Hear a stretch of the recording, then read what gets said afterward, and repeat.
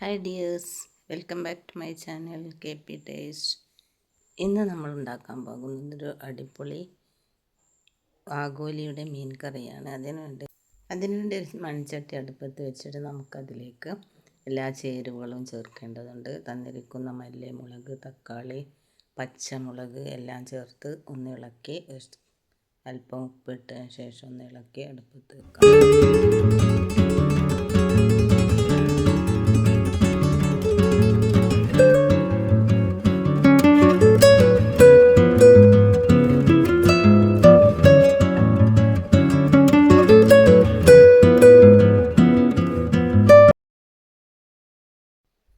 നമ്മളത് മൂടി വെച്ച് അതിന് ശേഷം നമ്മളതെടുത്ത് അതിലേക്ക് കുറച്ച് ജീരകം, പുളിവെള്ളം എന്നിവ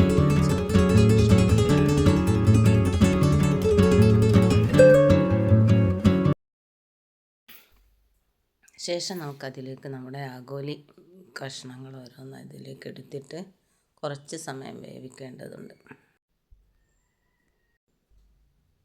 തേങ്ങ കൊണ്ടുള്ള ഒരു അരപ്പ് നമുക്ക് തയ്യാറാക്കാം. ഒരു അരമുറി തേങ്ങ എടുത്ത് അതിലേക്ക് ഉള്ളി, ജീരകം എന്നിവയിട്ട് അരച്ചെടുത്ത് നമുക്കതിലേക്ക് ഒഴിക്കാം. അപ്പോൾ നമ്മളുടെ മീൻകറി തയ്യാറായി. ഇനി അതിലേക്ക് നമുക്ക് ഇനി വറവിടാനുണ്ട്. ഒരു പാൻ അടുപ്പത്ത് വെച്ചിട്ട് നമുക്കതിലേക്ക് വെളിച്ചെണ്ണ ഒഴിച്ച്